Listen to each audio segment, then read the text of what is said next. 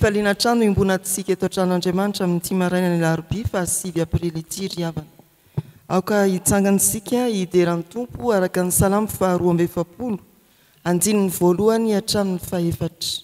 Salamo faharoa amby efapolo andininy voalohany hatramin'ny fahaefatra.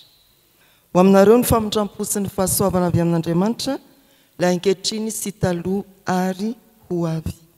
Hoy ny mpanao salamo: tahaka ny diera mianana maniry ny rano anony no aniriny ny fanahiko anao Andriamanitra. Mangeta etan'Andriamanitra ny fanahiko dia Andriamanitra velona. Raha oviana no tonga ko iseho an'Andriamanitra, ny ranomasiko ny fiaiko andro amanalina amin'ny anaovany amandrakariva hoe aizay Andriamanitra ao. Izao zavatra izao no tsarovako ka hitako ato anatiko ny fanahiko. Dia nandro sokony araka tamin'ny maro sy nitariako azy ho any an-tranon'Andriamanitra, nanao feo miompy sy midera, dia olona maro izay nitandrina ny andro firavoravoana. Amen. Aoka hivavaka isika. Indreto izahay ry Tompo no taominao avy any anisa tokantrano nisy anay tsiraray avy. Namoanay maraina ianao, nitsenanay tamin'ny famindrampo vaovao, ary nitantananay tamin'ny tanakavana ny fahamarinanao. Indreto izahay tafavory araka ny isa hitanao, ho eo afovoany enao satria tokony omenao ny fiangonana izany. Ho eo afovoany ianao hanambara ny fitiavanao aminay, ilay tsy miova, ary nanirahanao an'i Jesoa mba hisolo heloka anay. Ho eo afovoany ianao aniraka ny fanahy masina, hampianatra anay indray ny soratra masina izay hovakiany sy hanafarana anay, hanoratra izany eo am-ponay ka hanova ny fiainanay. Jesoa, indreto ary izahay mandinika anay tsirairay ianao, ampitomboy sy ampioreno amin'ny finoana ny vahoakanao. Amin'ny anaran'i Jesoa Kristy. Amen. Korintiana faharoa toko fahatelo andininy voalohany hatramin'ny fahaenina. Korintiana faharoa toko fahatelo andininy voalohany hatramin'ny fahaenina. Toy izao mivaky ny teny amin'ny anaran'i Jesoa: moa midera tena indray va izahay sa toy ny sasany ka mila epistily filazantsoanay ho aminareo na avy aminareo? Ianareo no epistilinay voasoratra ato am-ponay, sady fantatra sy vakian'ny olona rehetra. Eny aseho ho epistilin'i Kristy izay entinay ianareo, tsy nosoratana tamin'ny ranomainty anefa, fa tamin'ny fanahin'Andriamanitra velona, tsy teo amin'izay tena vato fisaka, fa teo amin'izay vato fisaka nofo dia ny fo. Ary manana izany fahatokiny izany amin'Andriamanitra izahay amin'ny alalan'i Kristy, kanefa tsy miambo anana fahaleovana avy aminay hihevitra na amin'inona na amin'inona izahay, fa ny fahaleovanay dia avy amin'Andriamanitra, izay efa nampahaleo anay koa ho mpanompo amin'izay fanekena vaovao, nefa tsy amin'ny soratra fa amin'ny fanahy, fa ny soratra mahafaty, fa ny fanahy no mahavelona. Amen. Ray masino manamasina anay amin'ny fahamarinana, ny teninao ny fahamarinana. Amen. Ny fanahin'ny Tompo any riavana hanoratra ny sitrapony ao am-pontsika mba hanova ny fiainantsika ka hijorontsika ho vavolombelona ny fahavelomany tahaka ny Paoly apôstôly. Maloanantsika araka ny vakiana teo ny Korintiana faharoa toko fahatelo andininy voalohany hatramin'ny fahaenina. Izany dia ampahany amin'ny fanambarany Paoly apôstôly ny fiarovan-tenany eo anatrehan'ireo nanda ny maha-apôstôly azy, mijoro manambara ny fahamarinany maha-apôstôly azy Paoly, ary milaza ny fahamarinany fijoroany amin'ny fanambarany an'i Kristy velona. Raha mamaky sika ny troy ny vaky teny, dia ampilahariny amin'ny Mosesy izay nitondra ny didifolo manoloana ny zanak'Israely mbola tao anatin'ny fisalibonana. fa izaho izy tsy misalobony zany tena miseho aho raha mitory any Kristy eo anatrianareo. Ny lohahevitry ny perikôpa amin'ity volana aprily ity dia ampahajivina antsika indray manao hoe velona ny tompo. Amin'izao anjara mofinainantsika izao no isariana antsika amin'ny lohahevitra hoe velona ny tompo satria velona ny fanahy ary velona koa ny fiangonana.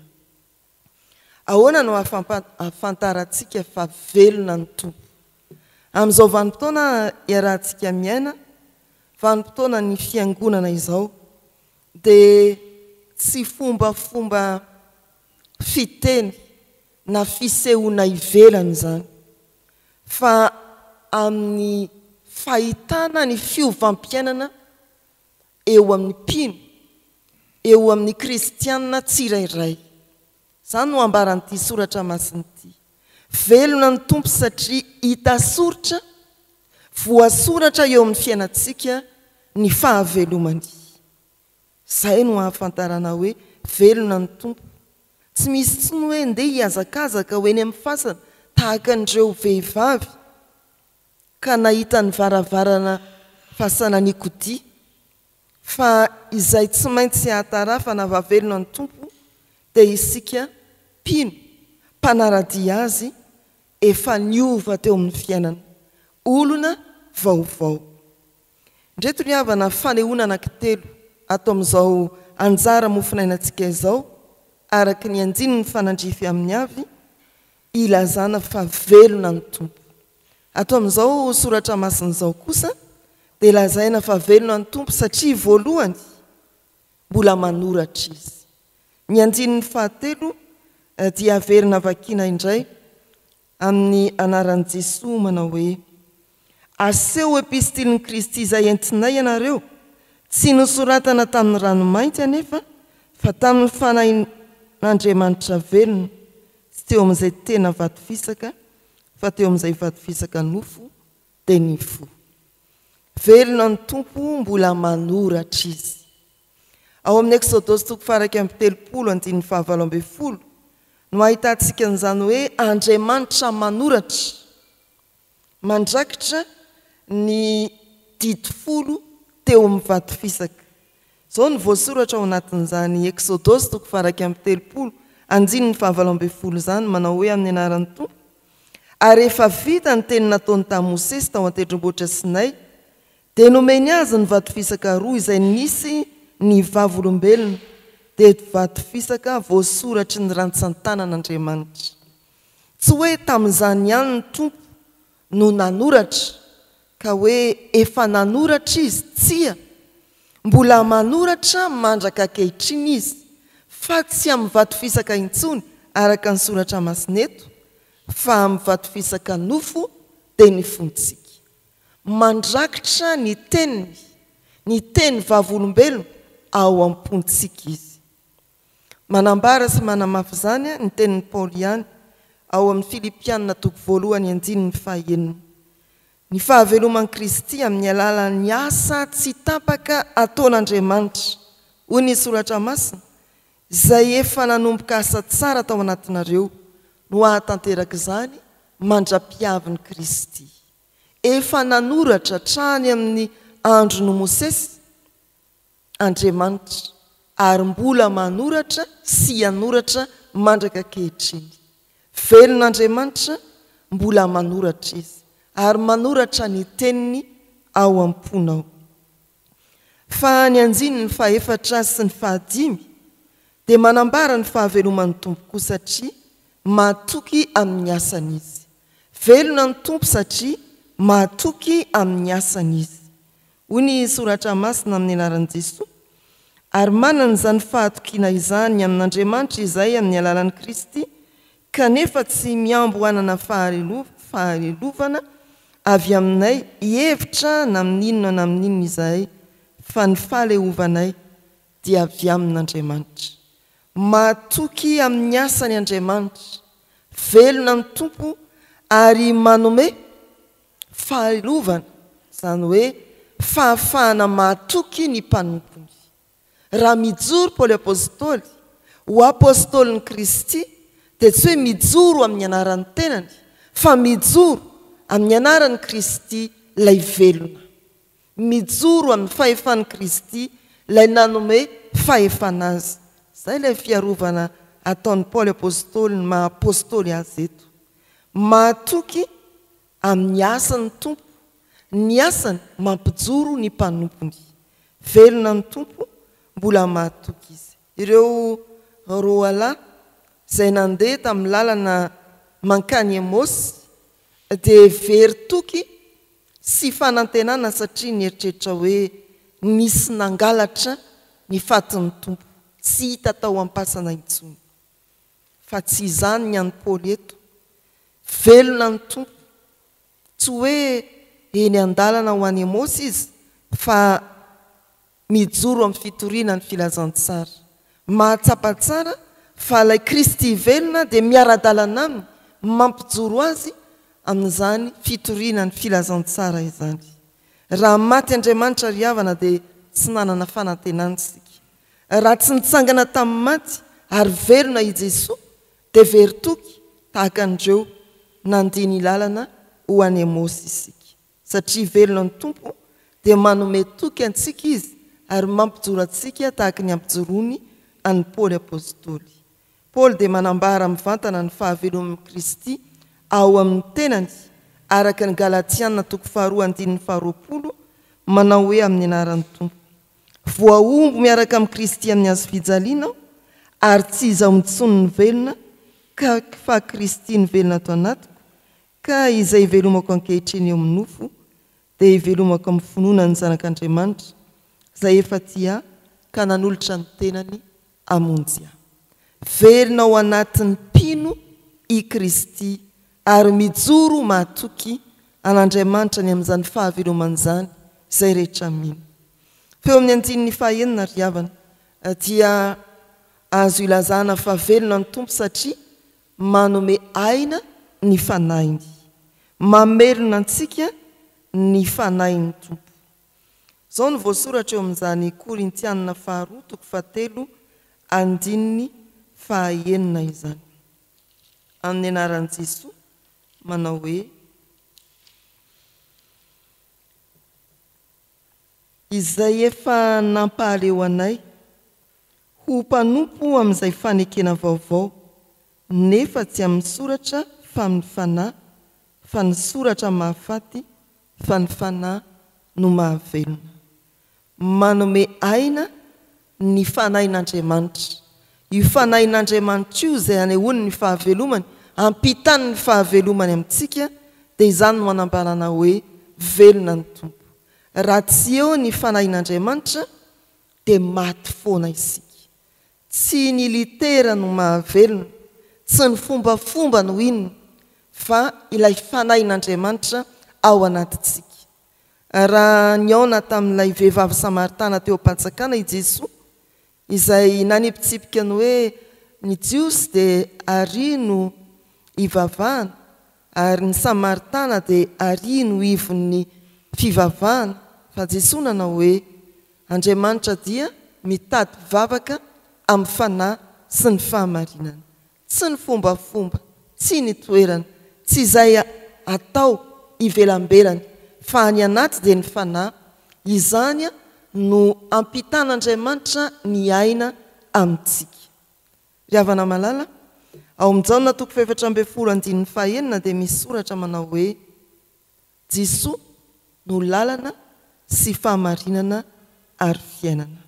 Ny Romanina 5:20 dia misy teny mazava manao hoe ary raha ny fanahiny izay nanangana ny Jesosy tamin'ny maty no mitoetra ao anatinareo, dia izay nanangana ny Kristy Jesosy tamin'ny maty no amelona ny tenanareo mety maty amin'ny fanahiny izay mitoetra ao anatinareo.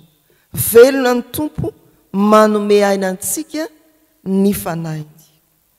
Fiainana manao ahoana ary no manambara fa velona ny tompo. Raha miasa ao anatintsika ny fanahiny dia miova ny toetranao. Lasa voary vaovao ianao ilay mety nanana fiainana ny korotana sady foana araka ny voalazany amin'ny Genesis toko voalohany rehefa irotsahan'ny fanahy masin'Andriamanitra dia tonga fiainana milamina sy mirindra misy aina vaovao ao anatinao tsy hoe miova fotsiny ny fiainanao ny toetranao tonga ampitan'Andriamanitra ny fahamasinana ianao fa manjary mitory ny fahaveloman'i Kristy ianao izany no ahitana taratra eo amin'ny fiainantsika fa velona ny tompo miova ny fiainanao miova ny toetranao tonga mandray ny fahamasinan'Andriamanitra ianao ary tonga manambara ny fahamasinan'i Kristy koa raha velona ao aminao ny soratra dia tsy hoe fotsiny mpamaky baiboly ianao fa vakiny aminao koa ny soratra masina raha velona ao aminao ny soratra nosoratan'Andriamanitra mifanahy ny sitrapony ao am-ponao dia tsy hoe mpamaky baiboly fotsiny ianao fa tonga olona vakina ary manambara ny sitrapon'Andriamanitra tonga baiboly vakin'ny olona zay no ambarany andininy fahatelo ny antso sy anailana antsika ry havana dia ny hoe velona ny tompo velona koa ve izy ao anatinao velona ny tompo velona koa ve izy ao anatinao aza manay koa taratasy fotsiny aza manao hoe mpamaky baiboly fotsiny aho dia ampy zay fa aoka mba ho vakina eny fiainantsika koa ny soratra masina raiso amin'ny finoana i Jesoa avelao izy anoratra ao am-ponao indray avelao ny fanahy anome aina vaovao anao raha tsy hitan'ny olona amin'ny fiainanao intsony Kristy dia aza lazaina hoe maty izy fa mandiny tena ny hoe sao ianao no mbola maty amin'ny fanahy velona ny tompo ry havana aza mangina anio engane ho maro no hamaky amin'ny fiainanao ny fahaveloman'i Kristy ho voavaky ny olona amin'izay lazainao sy ataonao fa velona ny tompo amen ivavaka isika velona tokoa ianao ry tompo Andriamanitray ary mahatsiaro izahay fa novelominao tamin'ny alalan'ny teny izay nambaranao taminay tsy antaratasy zany teo amin'izay novakiana fotsiny na notopaza-maso fa noraketinao ao am-ponay dia faly izay hamakivaky ity tontolo andro ity ho fanehoana ny fahavelomanao amin'ny teny ambaranay amin'ny asa ataonay matahotra koa anefa izay satria osa sy malemy andry ndrao tsy hitan'ny olona amin'ny fiainana intsony ianao Kristy ndrao isan'izay efa maty amin'ny fanahy izahay misaotra anao hanome anay ny fanahy masina ka tonga anay hitombo hery anana tanjaka vaovao hijoroana ho vavolombelon'ny fahavelomanao eny rehetra eny izao dia tonononay eo aminao ny momba anay tsirairay ny fanolorantenanay amin'ny isam-piangonana izay nametrahanao anay mba ho fanehoana ny fahavelomanay ny fahavelomanao ny fanompoana tanterahanay amin'ireny fiangonana ireny izao dia mametraka eo am-pelatananao ny fiainanay andavanandro izahay eo ny fahasalamana eo ny asa fivelomana sy ny fianarana eo ny fikarakarana ny ankonana ny isa-tokantrano eo ny fifandraisan'ny ray aman-dreny sy ny zanaka ny fifandraisan'ny mpivady isa-tokantrano avy amin'ireny rehetreny dia aseho fa velona ianao Andriamanitra ary manome aina ny tsirairay sy ny isa-tokantrano apetraka eo am-pelatananao ny firenenay misy maro no marary naizanaiza toerana misy azy ireny tompo dia tsy dio ka ampaherezo aoreno indray ny fahasalamany misy ny zo imanjo dia ianao aniraka ny fanahy masina ampahery sy ampionona nanome fanantenana misy misedra olana eto amin'ny firenenay ianao an'olon-tsaina anome fahendrena ka ahafahana mandingana ireny olana ireny ary tonononay amin'izany tompo ny olana maro izay manjo ity firenena ity amin'ny lafiny ara-piarahamonina ara-tsosialy ny ara-toekarena sy izay tsy voatanisanay ny ara-pandriam-pahalemana tompo fantatray fa mifehy ny zavatra rehetra ianao hiditra an-tsehatra ianao anarina ity firenena ity ampitodika ny mpiray firenenanay aminao ilay Andriamanitra velona ampahirezo ny fiangonanao amin'ny asa fijoroana vavolombelona tanterahan'ny isa mpitandremana ny isa ambatan'olona ny isa tsy nodam-paritany ary izay iombonanay eo anivon'ny foibe efijekemo dia izao no anginanay ka hanonanay vavaka ao am-potompo ho an'ny tenanay manokana izay mahatery anay ary ho an'ireo olona izay ny fampizara taminay ka mangataka ny ivavahana ho azy ireny.